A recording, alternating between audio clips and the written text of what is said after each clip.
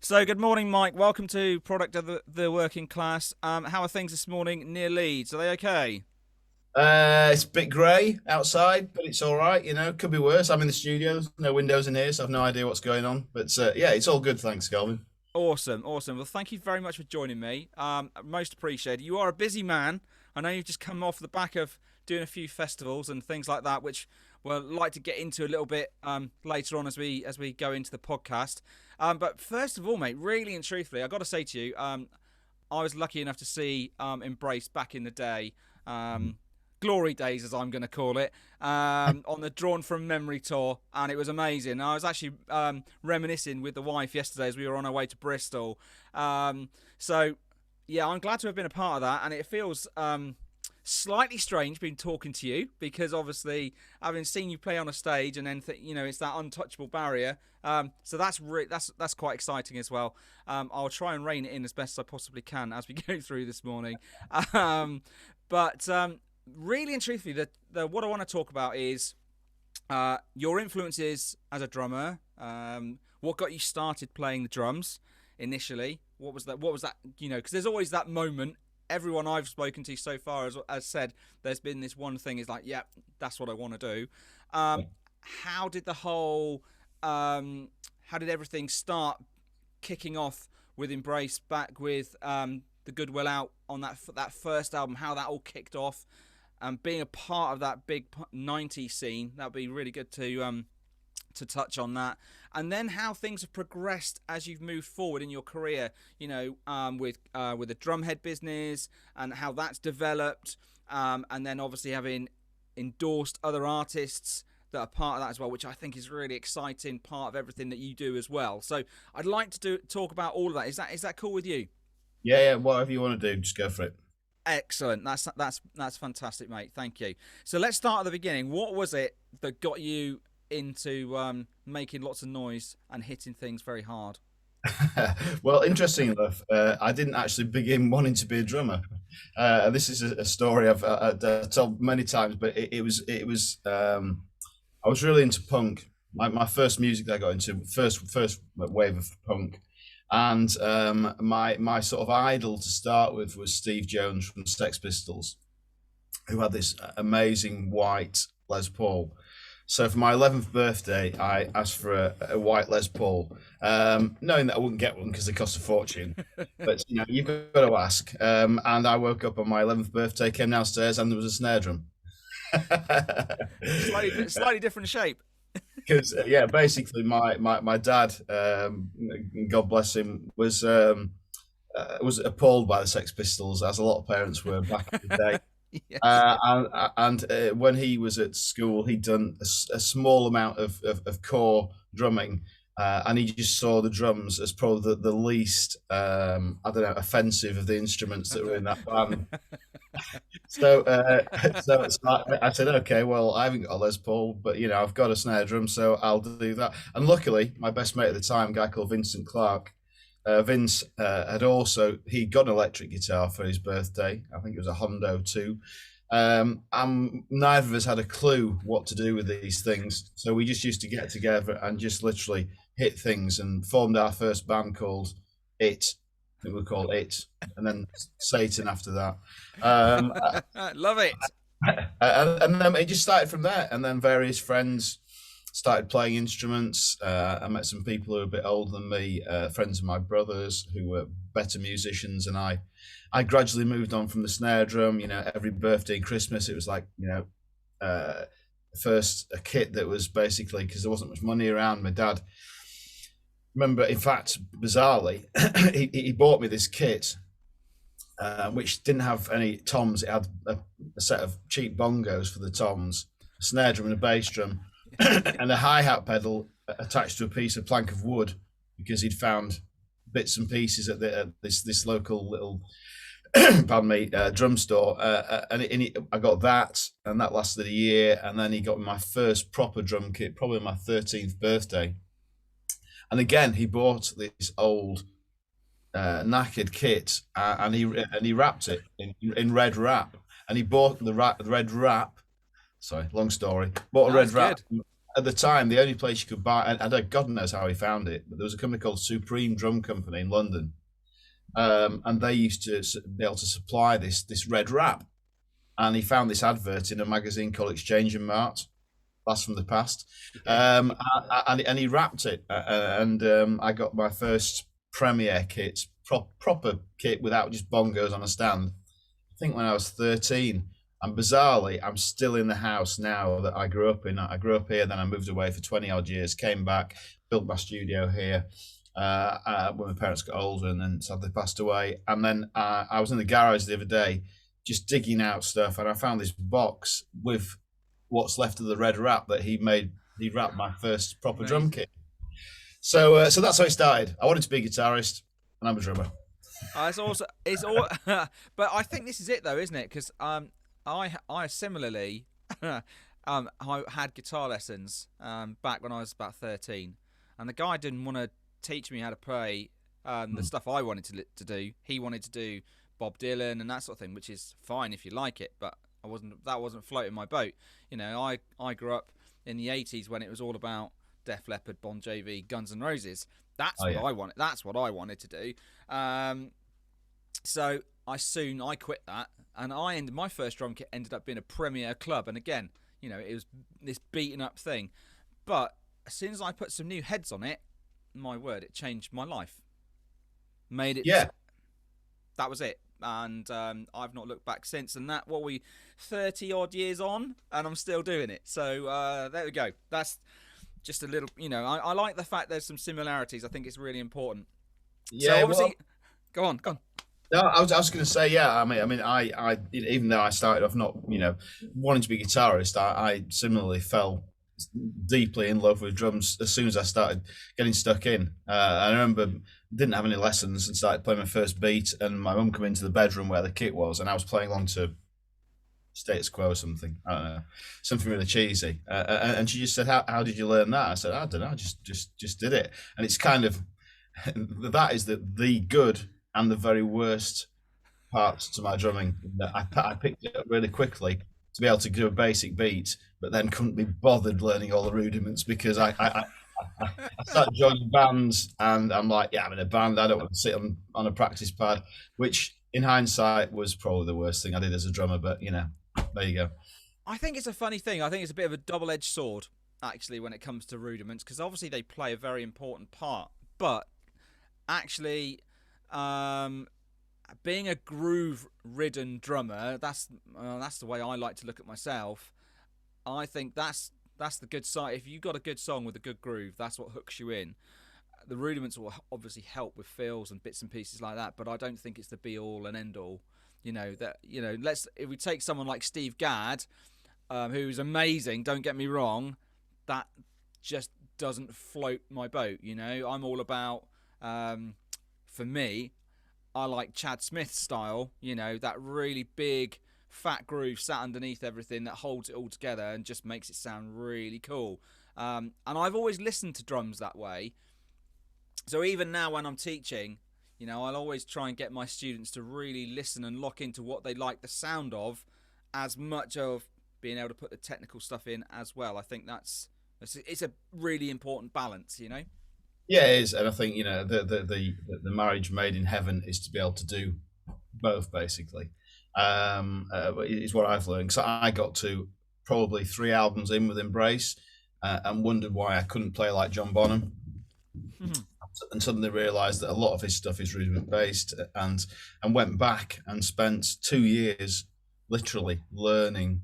Relearning and not relearning, but learning how to play the basic rudiments. You know, it was hilarious. I went to a guy called Rich Wilson, who's a teacher, who's now in a business called Drumhead with me, and literally, bear in mind, I was in my 30s at the time, 3 albums in, and we started playing a paradiddle, and I was like, and he was looking at me going, "I've just seen you play in front of 3,500 people, and you can't even play a paradiddle at 80 BPM." I go, "No, I can't." So it was, and that's kind of inspired me to. I spent 2 years learning and then started teaching, because I came from the point of view, and you're quite right, in the sort of hiatus we had with Embrace.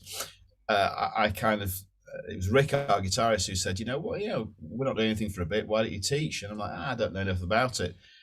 And he said to me, he said, you'd be surprised. He said, honestly, you know so much, and you know how to play in a band, which is where the way I approach my teaching primarily. I just do beginners to intermediates. If they want to go and fly after that and do all the complicated stuff, I'll say go see Rich Wilson, go see somebody else. But a lot of the time, I teach them how to groove. And then because I play guitar and bass as well, I've got like a bass rig with like pitch shifters and stuff, so you get that royal blood type sound. Nice. And I'll just play along with with any age, and it works with kids who are starting, and a lot of people I teach are in the 40s and 50s, and just want a chance to sort of just play. And I'll just sit there and groove along. With the young kids, it's like, here's your first band, and they're like, wow, this is amazing. And with some of the older students, it's just fun. They've got no aspirations to ever being professional drummers. They just want to come and spend an hour hitting things and having fun, and going out of the door and feeling successful, that they've achieved something as well. It's interesting. So I've recently had a new adult drummer starting, and interestingly enough, he's in his early 50s. Such a lovely bloke, and we were starting, and he bought an electric kit, like you do, and hadn't had any lessons or anything like that, and then said, Kelvin, I need some help. Can you fit me in? It's like, yeah, we'll sort something out, Nick. Not a problem. Anyway, we were just splitting up and doing just simple groove patterns, because he worked out how to play straight eighth note groove, kick on the one, snare on the three, that sort of, just normal kick and snare sort of stuff. Anyway, I said to him, well, why don't we double it up and just add 2 kicks at the beginning, 2 kicks in the middle, so we got this kick, snare, and kick. He said, I like that, that's really cool. I said to him, I've got a great song for you, and I'm not going to lie to you. I said, you need to listen to Gravity.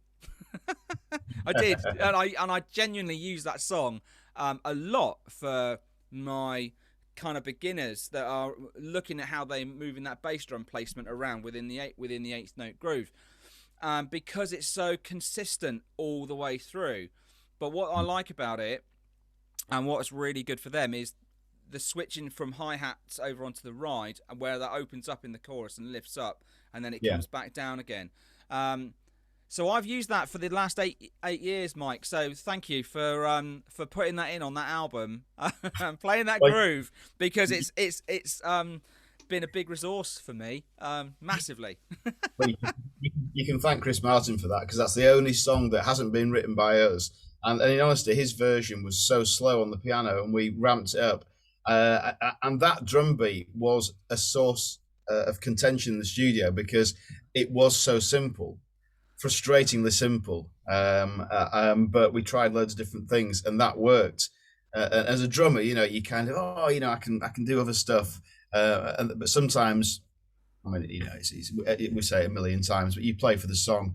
And you just need to do something simple, and like you say, that is a perfect example of when you're teaching. Tight hi-hats, verse, ride, chorus, a few more kick drums in the chorus to lift it. It's like it's textbook basically, what you do, but it works. Absolutely, and I love it for that. I genuinely love it for that, and it is for me, it's a go-to song, and I've recommended it to so many people. And I've actually got one of my oldest students. She's going to be 67 next year. And she's been quite poorly through COVID and things, but that aside, it's one of her favourite songs. It's one of the ones she'll usually ask, can we warm up with that? Can we warm up with Gravity? And when I told her that I was hopefully going to be speaking to you, she didn't believe me. She was like, and I mean, she's lived a life. She's been around. She's like Stones and Zeppelin. She's well into all of that. But one out of all of the newer bands, as she calls it, Embrace have been one of the ones that she's really locked onto. So it's quite a nice thing to think the older generation are also accessing it as well. I think it's really cool. It's really cool. Nice. Yeah, no, it's great. It's great. So while we're just talking about Embrace songs, I know I'm kind of slightly taking a detour here. Obviously, Yeah You on the Drawn From Memory album is quite aggressive in comparison to a lot of other songs that are what I would class as being typically stylistic of Embrace. Was there any point during the recording of the album where you thought, we need to do something that's got a bit more grunt to it, rather than being that slightly lower edge to it? Yeah, it was a definite decision after the first album. In hindsight, who knows if it was the right decision, because we come off the back of this monster that was the first album. And we went back in the studio, and it was this difficult second album scenario. We were writing as we went along, because we hadn't, we'd spent 3 years writing the first album, and then it'd been really successful, and then of course the record label were like, well, we want another album. So we were writing kind of in the studio, and we took our influences had changed musically. We listened to a lot of funk and some punk stuff, and we just kind of thought, rightly or wrongly, we thought, well, we can kind of do whatever we want now. Which, in hindsight, if you look back, we came from the first album with these big anthems, and then we came with the second album. The first single was something, Hooligan, which was sung by our guitarist Rick, and a completely different style. If somebody looked at it, they go, what the hell did you do that for? And I suppose sometimes we now look back and go, what the hell did we do that for? But it's a great song. But it was different, and we were having fun, and we were invincible. We could do whatever we wanted. So we tried different styles. Obviously, we had the sort of funk with Save Me. We had like minimal acoustic with Liar's Tears. We had the rock with Yeah You and New Adam New Eve, and then You're Not Alone, which is kind of more standard. And I Had a Time, which is a nice sort of sleepy ballad, one of my favourite songs we've ever done of all time. So that album, it was such a roller coaster. People just couldn't get their heads around it. I don't think as much as the first album, but we love it because of its the eclectic sort of approach to it. So you should never want to change anything. And we had the most fun that we've had in our careers recording it. And as we touched on briefly, it was recorded very close to where you live. Indeed, which is really exciting, because this is one of the things about the Cotswolds. There are a lot of famous people that live around here. Not that not everyone would know about it, but there are also these small places which do recording and everything like that, and I genuinely love it for that. And I think it's it's really cool, and it's because of where we are. We're not that far from London, and we're not that far from Birmingham and the M6 and everything like that. So we're fairly reachable, really, to a lot of things, and I think that's what makes it quite a nice place to be. It's a beautiful area, and then the story behind that was we've been demoing in Leeds in a studio called Soundworks for 6 months, and our producer, he said he was going mad. He said we need to go somewhere else, and so he found Batsford Manor, the old manor house, and it would never happen nowadays, because we basically said to the record company, we found this 24-bedroom manor house. We want to put a recording studio in it. There's nothing in it at the moment. Radiohead are in it at the moment. Actually, Radiohead had they just finished. I can't remember what they finished. OK Computer or something like that, and or Kid A, and they said, "Oh yeah, we'll do that then." And we literally put a full studio inside Batsford Manor, and had two cooks living with us for 3 months, and just spent the 3 months for the summer in '99. Just living the dream, pinball machines. At the time, money was for the record company. We never saw it; we just spent it. But you'd ring up and say, "Oh, can we have a table tennis table delivered?" Yeah. Some pinball machines. Yeah. Why not? And just spent 3 months there in that old rundown manor, which was incredible. But it meant that we never earned any money from selling the album because the advance, everything was spent on recording. But a good road story, and a big part of the biography of the band, if you like. And I think that's what's important about those sort of things. I think it's really important. Yeah, when you record, so when Wonder came out, was that 2001, something like that? Because I still really like that third album. but there wasn't. I I don't think it received as much acclaim, perhaps, as the first two albums. Would that be a fair thing to say?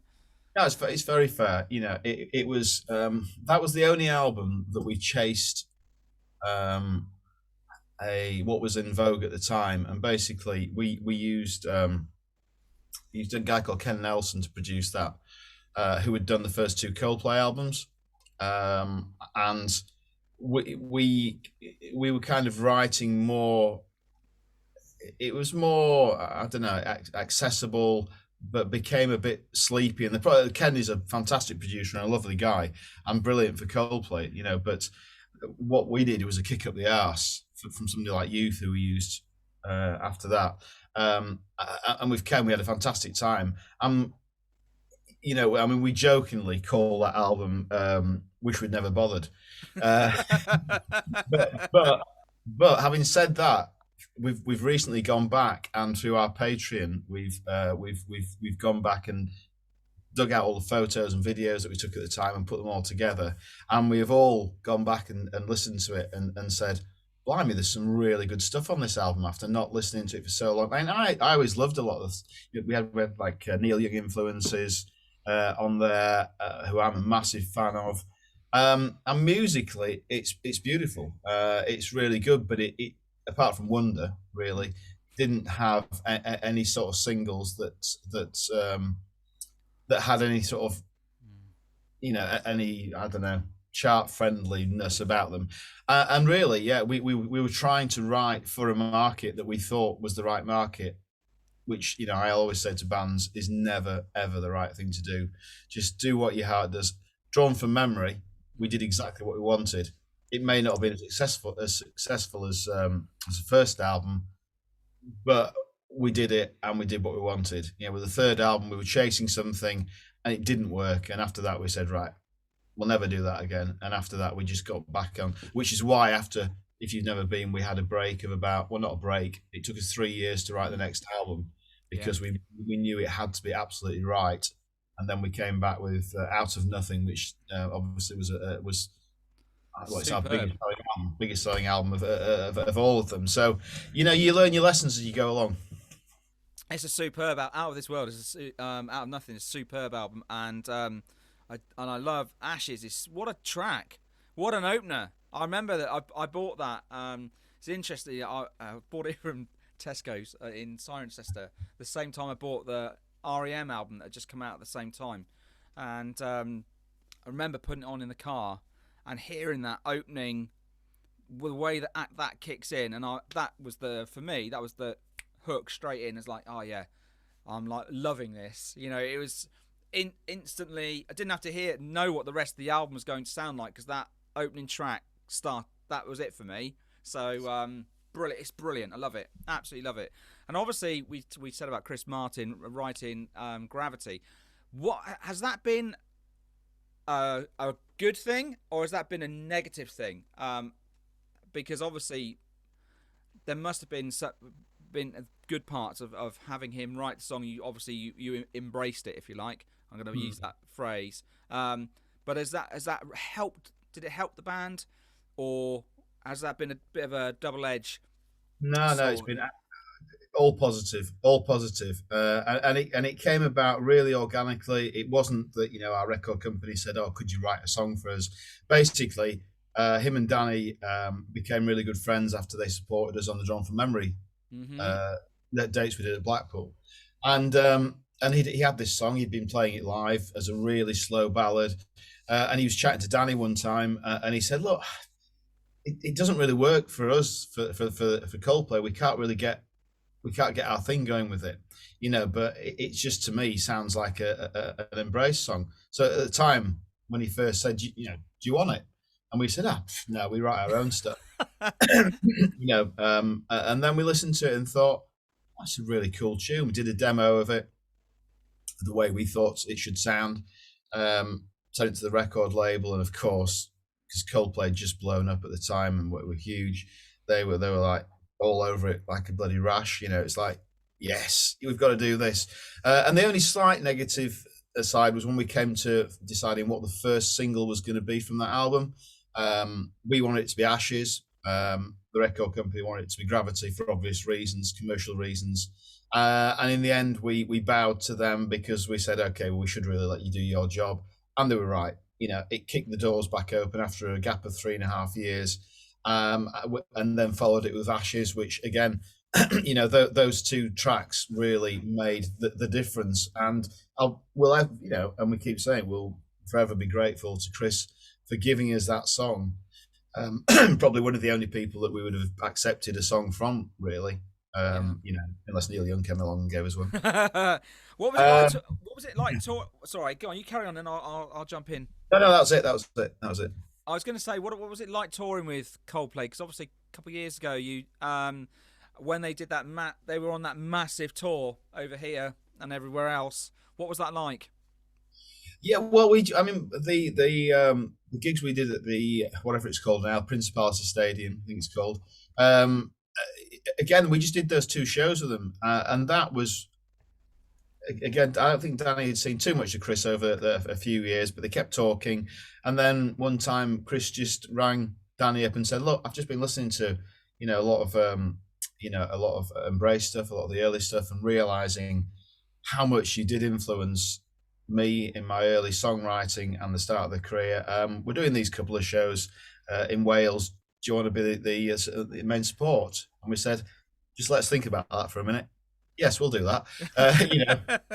50,000 people a night. Yeah, we'll take that. And it was just, bless them, they didn't have to ask us. They didn't have to pay us, and they did. We were like, yeah, we'll do it because we want to do it. They're a great band. So we just did those two shows, which was an amazing experience. I hadn't seen them live for years, probably since the second album, and we recorded together in Liverpool for about that time, actually. But yeah, just great guys and a great opportunity again.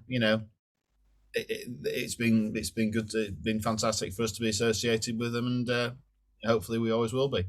Yeah, I really wanted to get tickets to go to that, and I couldn't get them, so I was gutted because it would have been, for me, that would have been an amazing to see both bands playing. Would have been phenomenal. So well, from our point of view, obviously we've played some pretty big shows in our own right, but from playing like Manchester Arena, which I probably think is the biggest one we've done, like 15,000 or whatever, going to the stadiums is just a different ball game. It's just, we'd done the Principality Stadium once before when we did the tsunami relief concert back in 2004, so we knew the size of it. But yeah, epic. So yeah, thank you, Coldplay, for letting us do that.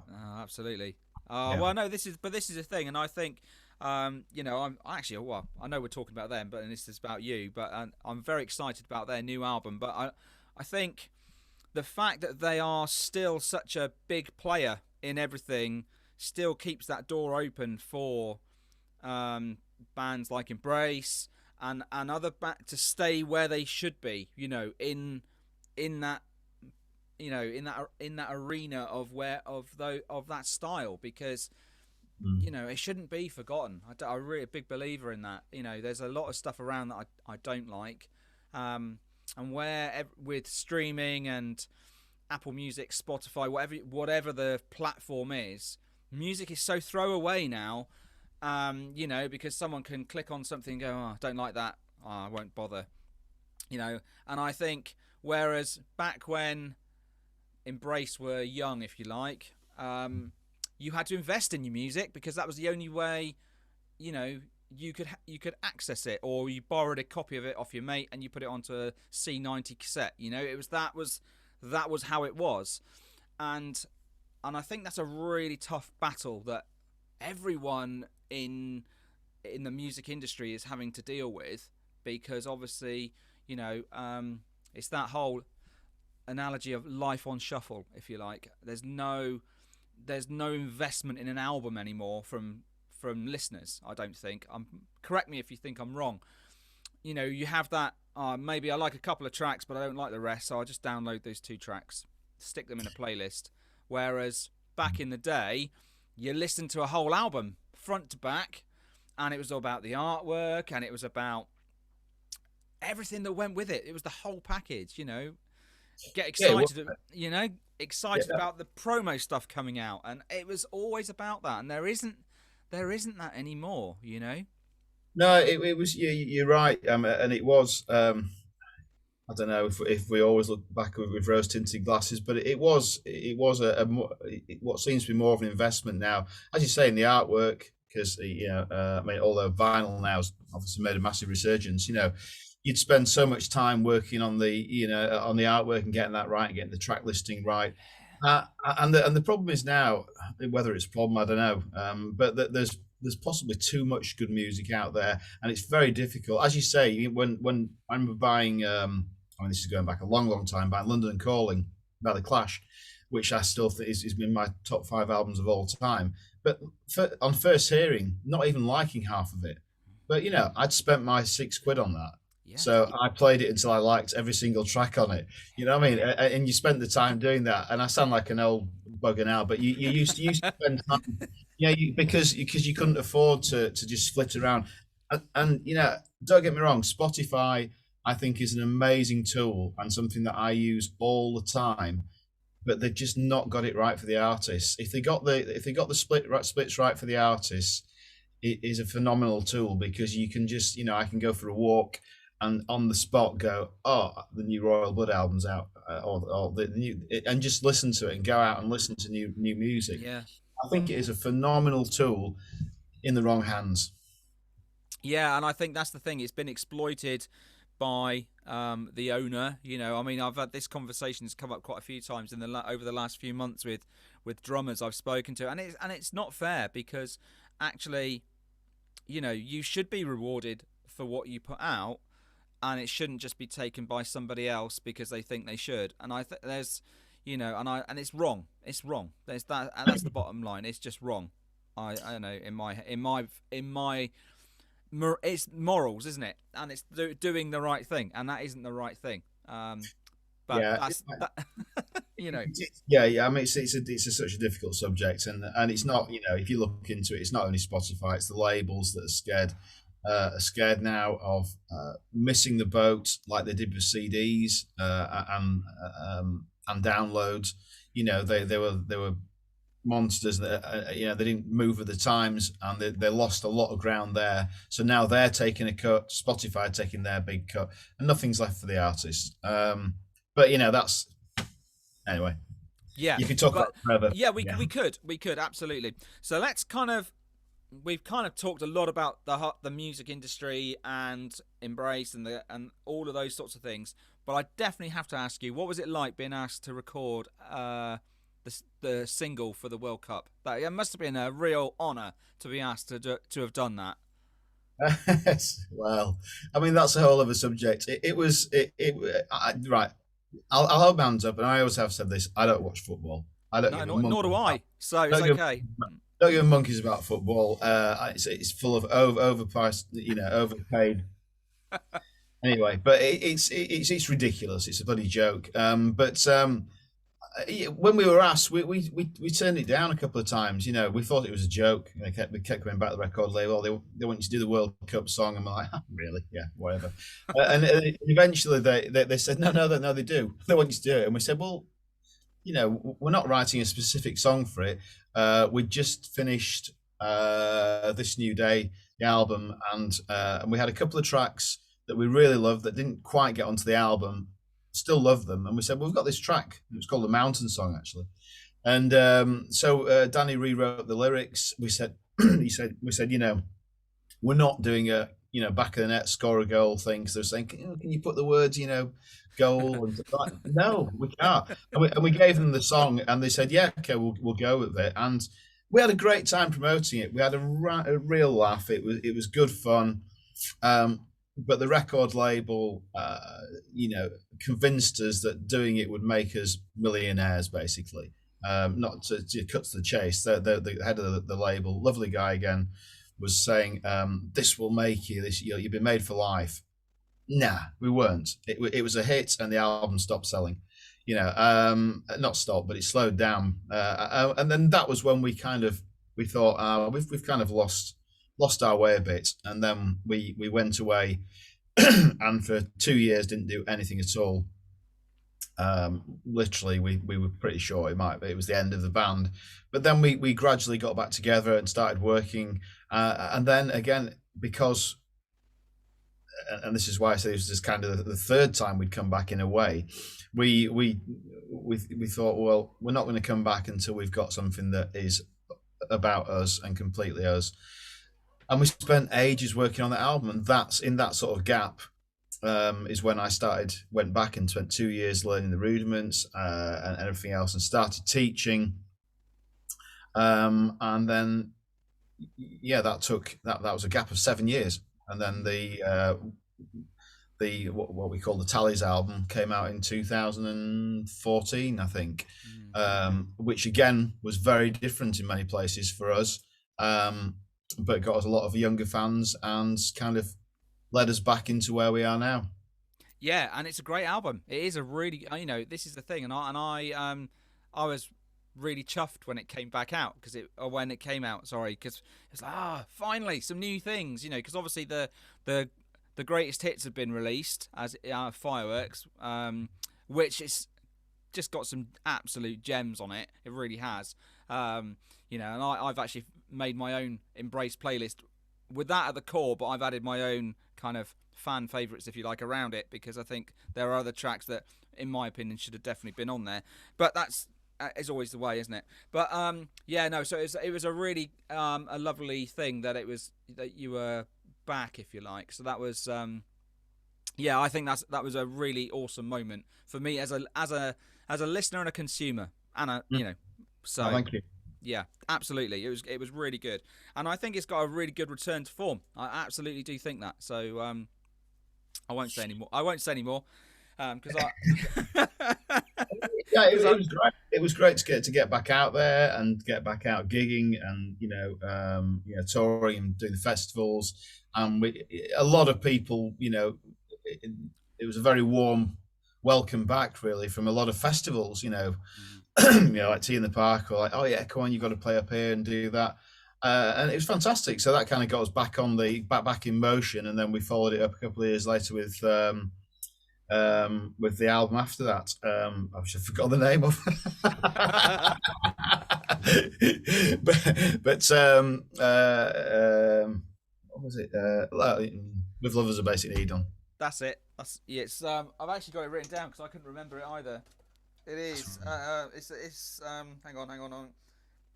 Yeah, well, that's what it's called. Love is a Basic Need. Yeah. Basic Need. Yeah. That's the album. Yes, I was getting mixed up, and with that we kind of went back. We said, look, we're going to go back to what we, pardon the pun, come back to what we know, and we kind of went back and did a lot of sort of ballads and big songs, and did that, and that was great. And now we're in the middle of the new album. We've already laid down 9 tracks for the new album, and everyone says it, but it's sounding better than ever. There's more pace in there. There's some real bangers. It's just everyone's on good form, and really looking forward to getting that out next year. Ace, I'm excited about that. That sounds good. That sounds really good. So obviously you're in your little studio, practice room, whatever you want to call it. Yeah. And I'm looking at your drums, and obviously you can see mine behind me. What are your kit preferences when you're playing? So I tend to run. I've got a 2 up, 2 down. Couple of crashes and a China, so that sort of thing. Have you got any specific what you class as your core kit setup for when you're playing? Yeah, I mean, my pardon me, my core setup. This isn't a good representation because my touring kit is out, because we've been doing festivals. Because I'm endorsed by the British Drum Company. Oh yeah, hearing lots of good things about them. Yeah, they make amazing drums, and that's what I use, live and most of the time in the studio. So I'm and in this room I kind of change around and mess about with different things. I collect drums as well. Yeah. Don't we all? Yeah, well, you can't help it. But my core setup is it used to be 14 snare, 13, 16, 18 floor tom, 24-inch bass drum. In the last few years, I've taken away one of the floor toms because I didn't use it that much, basically. So it's really just one up, one down. Because my hero, like a lot of drummers, is John Bonham, hence the one up, two down. But I just wasn't using the 18. So it's literally. I mean, strangely enough, this is actually a 22, but this is a bit of a weird hybrid because I've got an old Premier snare on here. Because I was endorsed by Premier for 14 years, and this is a Gen X, and there's a Slingerland bass drum, and then over there is the monster that I bought last year, which is a 1974 Ludwig 26. That is the John Bonham kit. It's 26-inch bass drum, 14 rack tom, 16 floor tom. I've got a 402 from 77. And I've got a 15 and an 18-inch floor tom for that as well. So so that's what and I sort of mix and match stuff. But yeah, I'm a British Drum Company artist. They handmade drums, second to none, absolutely beautiful. Keith, who runs the company, he made all the last handmade Premier drums before they moved to completely sort of Far Eastern drums. But and he started with KD Drums, which is his own drum company. But yeah, very simple. I use, because of the sound with Embrace, we've got a lot of track stuff like extra strings and bits of guitar and all sorts of stuff kicking off. So I use an SPDSX and have done. I've played to Clicks live for 15 years. So we always use bits and pieces triggered in the background. So yeah, that's the core. 2 crashes, really simple. 2 crashes, 1 ride, pair of hats. That's it. Short and sweet and to the point. And I think there's a lot to be said for that. Because you see some kits. I was actually talking to Jeff Singer last week, who plays with My Dying Bride, and he's been filling in with Paradise Lost recently. And obviously he's endorsed by BDC as well, which is amazing. We had quite a good chat about, and he was showing me his new BDC snare drum, which he's very proud of. And you go from having a wall of everything to everything being really stripped back. And it's interesting, isn't it, how, and which is why I was wanting to ask you what your preference is, because I just find it quite fascinating what people think is, I can't not have that. But, I was talking to a drummer called Darby Todd a few weeks ago, who is really into his jazz fusion and everything like that. But he's played with, The Darkness, and he does a lot of session stuff. He's just finished touring with Devin Townsend, and they headline Bloodstock and things. And he's such a lovely guy. And we were just saying about, his setup and everything like that. And I just think, you can keep it simple, but still make it sound really big. It's how the approach behind the kit. Yeah, no, completely, and what we learned a lot from working with youth as a producer was keeping it simple and keeping it big. Keeping the big fills. He always used to say to us, "Well, you should be a stadium band, and if you're a stadium band, you don't want these fast 30-second note fills flying around the kit because everyone apart from drummers won't feel them or hear them, whereas if you just go bam bam da da da da da, people will feel that and they'll feel what you're doing. So on the Out of Nothing album in particular, it was all about that big fills. And I'm not I'm not a Nico, I don't run down all the toms. As amazing a player he is, what he does, it suits Maiden down to the ground. But having a run down through 6 toms as a fill in Embrace would just be ridiculous. So I keep it simple, and it's what I can reach. I'm only small, so what I mean. So it's I keep everything sort of close. And just simple. That's kind of just what I kind of like playing, basically. Yeah, awesome. No, that's really cool. So let's talk about. We've been talking about kits and things like that. How did the Drumhead company come about? What was the I know obviously you said that your partner in crime, I'm going to call him that for now, taught you with the rudiments and everything like that. So what was the moment that was like, well, yeah, we could do something with this? Right. Well, that's a different partner. Okay. Oh, okay. I beg your pardon. There are two. It gets complicated. There are two businesses that we're developing at the moment. One of them is called Drum-Ed, which is an online educational thing that we're relaunching in October.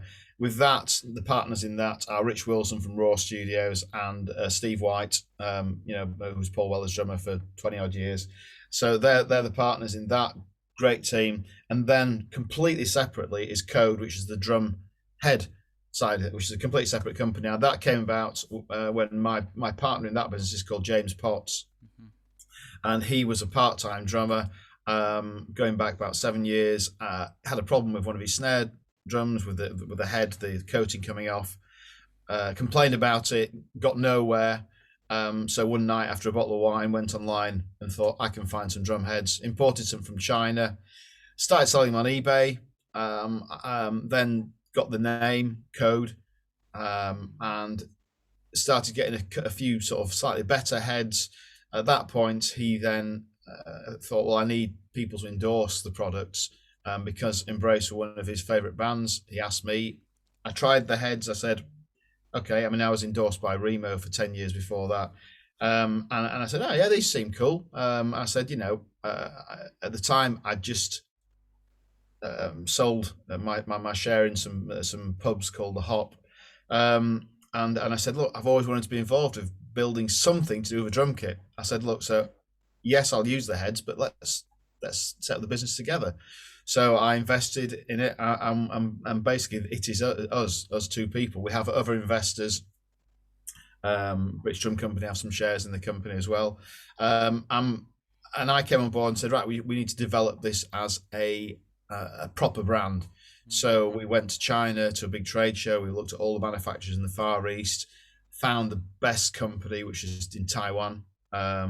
Fantastic company we work with out there, and factory, and then started developing the range, and developed the technology, which is the rim, the knurled rim that we have, double knurled rim, which no one else has, because we needed something that was our unique selling point. Yeah, bespoke. And then yeah, bespoke, and so people, because at first people were saying, well, you're just bringing in heads from the Far East, anyone can do that, and I said, yeah, they can, but the difference being we're putting our own stamp on it. We've got our own different way of making these rims. We've got ranges that no one else has, and combinations of different plies, etc. And so that became my focus to make it a proper brand. And with James, we've done that, and now we're selling worldwide.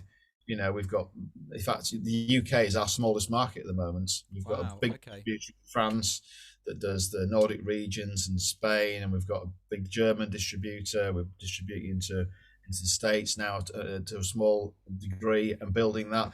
And so it's becoming, it's really, really growing, and I love doing it, and it works well alongside Embrace, because we don't do that full time anymore. For 15 years we didn't, none of us did anything else apart from Embrace.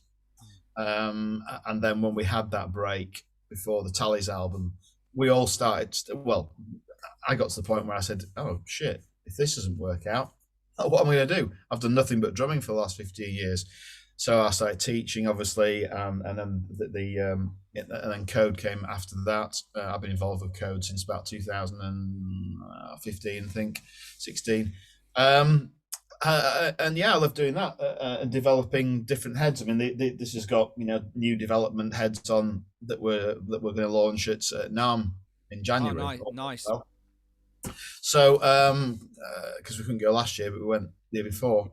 And yeah, so that side of things has taken off and become this business. And as you mentioned earlier, we endorse, a lot of drummers endorse our products. A lot of drummers that I love, people like James Price from Nothing But Thieves, Russ Gilbrook, Pete Salisbury from the Charlatans. We've got some great players on board that use our heads regularly and are happy to shout about it. Yeah, and also some other younger drummers as well. Like, so obviously you got the guy from Circa Waves, who is an endorsee as well. Yeah. And they're a great band. I really like Circa Waves. I think they're exciting new talent. I really like their energy. I think they've got that old school feel about them, but in a new way. I think which is great. So yeah, it's kind of good to see that. I think that's it's nice to see that coming through. So this is an interesting thing I'm going to ask you. So in my studio, I run silent stroke heads on both my kits, purely from a noise point of view, because if I didn't, I think I'd be deaf if I was running normal heads all the time. And I run 2-box surface mount triggers, and through a brain. That's what I tend to do. Is there any room within the Code product range to start thinking about a silent stroke head that could be used for low volume situations? Is that something that's been thought about? Yeah, it's been thought about, and it was thought about a lot over the last year because obviously with COVID, no one was out playing kits, and everyone was on their electronic kits. And we did look at it, but generally with these things, by the time you think about it, if it's been done already, you've missed the boat, and it would have involved a lot of investment, and we probably wouldn't. It's not something that I'm particularly interested in. And although they obviously serve a very good purpose, so we thought about it. At the moment, we decided we weren't going to do it. We're just going to concentrate on conventional heads. If anything, we're moving into looking at some sort of Latin percussion, stuff like that, different heads, and the marching side, with the Kevlar heads. So we're looking at those areas rather than the silent. I mean, the silent things are great. I mean, I've got I don't know if you've used them, but I've got one of the Yamaha EAD 10s behind me here, which I use in the studio, which is great. I mean, luckily, well, not luckily because I did it, but this room is a room within a room, so it's floating floor, floating ceiling, floating. The walls are all 6-8 inches thick with rock wool, and also we've got sound. Yeah. Not installation, but absorbency on the walls. So I can play real kits. I probably play them too much without any ear protection in. Kids, wear ear protection. But I don't teach that much. I only because of everything else that's going on in Brace, Code, Drumhead, etc. I only have a handful of students. So I'm not. My ears aren't open to full kit sound for that long a week. When I'm recording, obviously, and when I'm playing live, I've got in-ears in, and I work with in-ear monitors, so I can control the sound levels there. But yeah, in answer to your question, after waffling about something else, no, it's good. It's good to hear that. Mesh heads aren't something that are coming from Code in the near future. Not saying it's never going to happen, but not in the near future. No, it's just interesting because obviously, I've tried a few different ones, but Remo are the best ones I've used. I've put holes through quite a few of the other ones, or it's just worn out. They are definitely the most durable, without a doubt. That's just how they are. But I think from my point of view as a teacher, and I don't like using the word teacher. I always think I'm more of a coach because I'm developing styles of how different drummers play. They might take some influence from artists that I introduce them to or whatever, but I want them to develop their own personality behind the kit. So it's always they're always you always get asked questions. I mean, I teach 4 nights a week for 4 hours. I'm in here a lot, and everything obviously during COVID has been online because I haven't been able to do face-to-face lessons, and that's now started to happen again. Hence why I've bought this kit, which is you can just see behind me. And it's that whole thing of when they ask you, what if you were going to buy a new kit, Kelvin, what would you get, or what are the best heads, or what are the best sticks? And it's really hard when you say to people, well, actually, I like these. This is my preference, but that doesn't mean they're going to suit you. They might not be what you would choose to use, because we all have our own thing which we think suits us the best, if you like. Yeah, completely. And I was talking to a student last night about it. It was about stick choice because she'd sort of gone down the 7A route, and that sort of, well, if the thinner, maybe it'll help me play faster, blah blah. And I was saying it's so difficult because I've played 5As standard for years, and I play the because I'm again Vic Firth endorsee. I've been for years and years. I use the 5A extremes, which are a bit longer. Yeah. Really, because I'm quite short and it helps me reach around the kit. Not I'm not tiny, but it just helps. It helps with the reach around the kit. But then we had a guy called Andrew Scott who came down to do some sessions for Drum Ed, and he's an incredible player. Plays really, really fast, really heavy, and he used 3As, these big chunky things. I'm like, okay, that's interesting. And then Steve White came up last week to do some more teaching for us and filming. And I was interested to see that he was playing these 3As as well, the heavier sticks, because he's more sort of funk, rock, jazz type thing. But he was playing those as well. And I was saying to this lady I was teaching, I say, you've just got to use what feels good in your hands and does what you need to do. I couldn't tell you what the best stick is for you, because I've no idea what the best stick is for me. After playing drums for nearly 40 years, I've no idea what the best stick is for me. So I keep chopping and changing. I've been settled on these for a while, but now I'm thinking, maybe I'll go to 3As. I might try those, which I'm going to do next. Yeah. They might be my next stick. I'm the same person, but they might suit me better. Yeah, it's interesting, isn't it? Because I've when I first started playing, I used to play, it was harder, heavier, faster, more. That was my attitude, because I just wanted to have that sound, and I used to go through sticks like no one's business. And obviously, as I've grown and tailored my sound to me and my style, I don't hit as hard. I still hit with power, but not as hard. And I will tend to wear sticks down so there's a little tiny thin bit, and then they'll break, and it's another one. But I've always used either a 5A or a 5B, and I've usually just gone for the best value at the time, So I've got some, Vic Firth American Classics in black because I like those. But recently I quite like these. So these are the Josh Dunn signature sticks made by Zildjian. Still a 5A, but they feel really lovely. They're slightly heavier, but they feel really nice in my hands. So, and I quite like those. But again, it was because at the time I couldn't get the place where I usually buy my sticks from. They didn't have any Zildjian 5As in black in stock. So it was like, well, okay, I'm gonna have to have something. So I just took a punt, as you do sometimes. And actually, they've been really good sticks. So I think you're right. You just never know, do you? What your preference, if you like.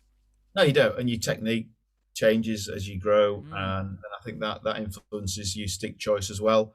So yeah, it's just my advice is always just try a few and see what feels best in your hand. Yeah, right or wrongly, that's what I would say. Yeah, no, I think you're absolutely right, and I think this is one of the things. So obviously, I've got students that listen to my podcast, and it's important for them to hear other people saying it, not just me. Because sometimes I think I can bang on about stuff, I feel like I'm preaching to them, but I'm not. I'm actually just want to give them the best advice possible. Yeah. And it's a funny thing, isn't it? So with the way it all kind of works out. Well, it is, and the whole thing with it's like drum head choice and drum shell choice and everything. There are so many variables. You can, in my view, there's a lot of snobbery in the drum head and the drum shell, the drum manufacturing world. I know for a fact you can take a 300 quid kit, put some good heads on it, tune it properly, and it will sound as good as a £1,500 kit if it's treated properly and it's tuned well. But then again, you go to the British Drum Company drums, which are like £3,000 a kit, for a 4-piece or whatever, expensive drums, but they are beautiful, and the pieces of art as well. They look amazing and they sound amazing. So it's a tricky one, but the great thing I think at the moment is that for young drummers, they can get very, very affordable kits that will sound, if not as good, very close to as good as spending, a couple, Mm. 2, 3 thousand quid on a kit, particularly like Mapexes and people like that. Mm. They make incredible sort of entry level kits and mid level kits, but yeah. Yeah, no, they do. I think Mapex actually are a really good company, and I tend to use Mapex hardware because I really like the hardware. Mhm. Um, I've got it. That's what I've got on my kit behind me. I just like the black. It's the Mars, um, yeah, the Mapex Mars range, but in jet black because I wanted it to match the color of my kit. Because it just set it off really nice and it looked nice on stage. Yeah, and It was one of those let's be things. honest, Kelvin. We've got to think about what things look like. To me, it's yeah. You go and see a band, and for me, the first thing I'm doing, I'm looking at the kit and going, oh, what's he playing? That looks cool. That setup looks really cool. And that's what. It's all part of it. It's like Yeah, guitars. Guitars need to sound great, but they want to look cool as well. So yeah, you've got to take everything. It's the whole thing. It's the package. Um, yeah. yeah. Yeah, I've just the kit I've got here next to me, the what new student kit is actually the new Tama Imperial Star. It's called Zebrawood that it's met, and it's just a stunning finish on it. It's just it looks lovely. I'm not going to go into it too much because obviously we're not talking about me. This is about you. But I opted for an 18-inch bass drum on this kit just because it takes up a little bit less room in the studio. Um, but it sounds phenomenal for a small kit. Um, I've been blown away by how it sounds, and again, very affordable. Wasn't extortionately priced by any stretch of the imagination. So yeah, it's a lovely bit of kit. So I've never had a Tama drum kit before. I've had a Yamaha and I had a Stage Custom for years, and then replaced that with my D drum kit, which I got behind me. And the only reason I ended up having a D drum kit was purely because I went to the London Drum Show in about 2017, something like that. It was when I've been teaching for a while, but I wanted a bigger kit presence in the studio rather than just a Roland electric kit. I've got a teacher ambassadorship with Roland, which I've had for the last 8 years, which has been great, and I get fantastic deals from their stuff. But it just didn't have enough presence behind it. So when I was playing, because I was in a covers band for years, and we used to take it out because it's just nice and easy, because you plug it in put it in the PA and it's great. But it just didn't look enough. It just didn't look like a proper kit. So I went on a mission to try and find something. And when I went up there was this, I can't even remember the brand, but anyway, they were piloting this kit, and it was a full size kit, but they were triggering it with surface mount triggers, and it's quite infant at the time. There wasn't this. There's a lot more of it now, Mm. and I came away going, God, that's it. That's what I want to do. And apart from companies like Drum Tech, which are obviously based in Germany, or D Drum, has started doing this hybrid range, so I opted for that, and that's been a real game changer for me, without a doubt, because it's just allowed me to have a full size kit and that volume control that you like, so I'm not fighting with a snare in a room, or I'm not fighting with a bass drum in a room with it just bouncing off the walls. I can keep it how I want it every time, and that's been phenomenal. But of course now there's even more options available with different things. Oh So yeah. I could have probably spent less money, still had a really really good drum kit, but done the same thing. Yeah, Just purely Joe Becky do a similar thing, which is they're really really cool drums as well. they really do. One of my friends, another drummer actually based down in Cornwall called Brett Steptoe. He's got Joe Becky triggers and stuff on his kit that he's been using, and it just sounds phenomenal. They've been great, and he wouldn't have anything else. So it's interesting. We have quite a chat about what we're using. So because he's well into all of that sort of stuff. Which is good. Well, we all are, aren't we? We all kind of get a bit geeky when it comes to drums, and I love that. That's the whole part of all of this. Yeah. Yeah, it's all a part of it. So let's kind of look at things as we start wrapping some things up here. So Embrace new album 2022, which is exciting. Going to be a tour to support that, or is that not Yeah, been? we're already booking venues for next year, because the problem with that's happened now with COVID again is that you've got 2 years worth of bands that are booking venues for next year.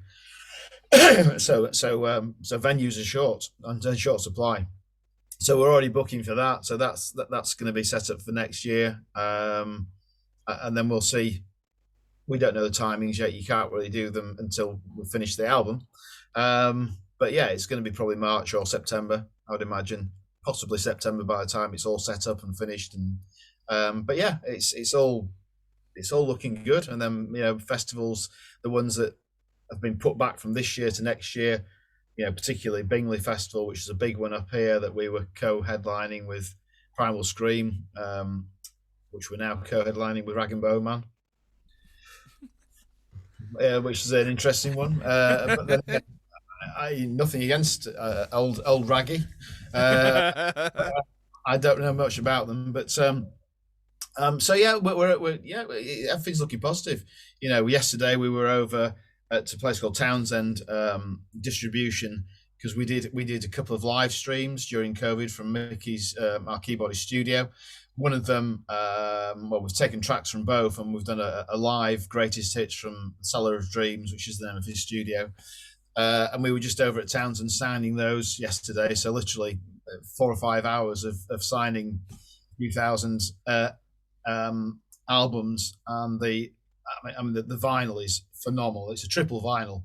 So we went for heavyweight vinyl, but it's triple vinyl, all different coloured vinyls in it, and so that's out as of soon, next week, something like that. Yeah, next week. Yeah. These are pre-orders. So we've done that, which has been a nice thing to do during lockdown, to do a couple of shows from there. So yeah, it's full steam ahead with Embrace. And as I said, the code side of things is moving along very nicely. And we're now developing Drum Ed, which is the online drumming school, which we're relaunching in October, because we wanted to kind of move a bit away from, as you well know, over the last year, every professional drummer in the world has said, I can't tour, so I'm going to teach.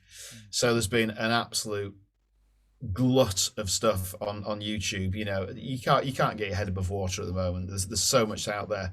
So we've got a great team, like I say, as myself, Rich Wilson and Steve White, who's a drummer that I've admired since my teenage years, and we're just so grateful to have him as part of the company now, because his rudimental drumming is just insane in terms of his skills.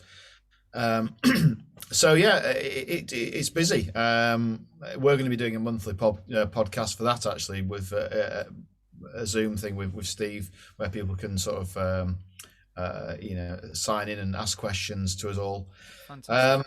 Starting in October. So it's busy, but it's good, and as I to a lot of young drummers, you've got to, if you're very, very lucky, you'll make a full-time career out of this. I've been very, very incredibly lucky to have a career out of it, but I still want to do other things, and which is why I love doing other bits and pieces. I've learned how to edit now, so all the drum ed stuff is the visuals are edited by myself and Rich.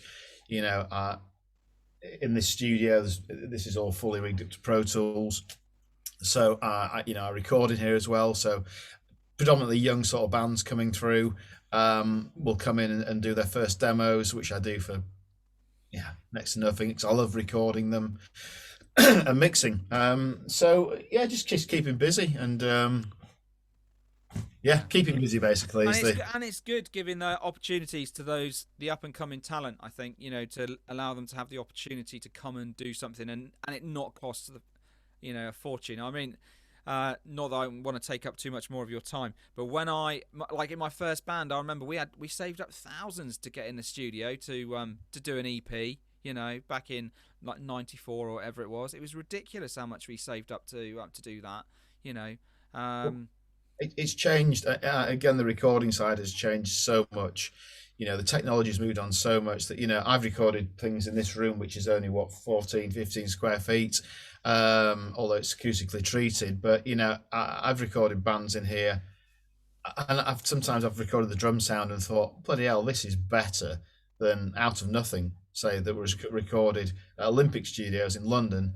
At the time was costing us £2,000 a day to record in. Wow. Um, which is gone now. It's a block of flats, Yeah. even though it had, Led Zeppelin recorded there, the Stones recorded there, Hendrix recorded there. It's gone because there is no or very little need for these massive studios that cost a fortune nowadays. With the last two Embrace albums, we've recorded at Rick, our guitarist, studio. Yeah. He's actually, through circumstances, moved the main part of his studio into his house now, and we started recording the album a few weeks ago. And I said, where are we going to put the drums then? Because he used to have a custom-made drum room that's gone for various reasons. And we said, and he said, "I will just set it up in my son's room." And literally, we've recorded 10 tracks of drums with the kit in his son's room, with a microphone down the corridor in a kitchen that he's having redone with stone floors, and created probably the best drum sound we've ever had. Wow. So, you know what I mean? It's the whole big, massive studio thing. Yeah, I mean, even when we did our first demos at Beaumont Street Studios, I think it cost us about 300, 400 quid for a day or two, to record back then on a little 16-track tape machine. It's bonkers. Technology has made everything more accessible, but unfortunately, on the flip side of that, it means that anybody can pretty much record. I can make anyone sound good. I've had some great bands in here, but I've had some, bands in here that can't really play. But using Pro Tools, we can put things in time. Using Antares and Melodyne, we can put singers in tune. We can do anything in the studio now to make bands sound great, which is a fantastic thing to be able to do. But for me as well, it takes a bit of the skill out. Yeah, I know it's difficult. It's difficult, but if it means I can give a young band who's got enthusiasm a chance to make themselves sound good, and give them the chance to do what they want to do, brilliant. Yeah, absolutely. It's great. Yeah, no, absolutely. Mike, it's been an absolute pleasure speaking to you this morning, and thank you so much for giving up some time to chat to me. I'd really can't tell you how much I appreciate it. It's just been fantastic this morning. No problem at all. I could talk forever about drum stuff, and there's always new bits and pieces that I can come up with. But no, it's been brilliant. So thank you ever so much. So good luck with the album. Good luck with Drumhead. Good luck with Code Drumheads. All of those things. And hopefully we'll get to catch up at some point properly. Be nice to do something face to face if we're ever able to. And that would be, I'm always open for new opportunities. So it'd be a great thing. Yeah, well, whenever it'd be good to. I always enjoy chatting about drums. We'll be at the UK Drums Show in April if you're going up to that. So pop on and see us there if you're around, and then we'll chat in between times. But good luck with the podcast. Good luck with the radio side of things. I hope that really works for you, and good luck with everything musical. We all need it. I think at the moment more than ever, musicians have got to stick together and help each other out. I think it's massively important, and I'll do whatever I can to help people out. So yeah, good luck. Awesome, you're a legend. Thanks, Mike. I will speak to you very soon, fella. Okay, see you later.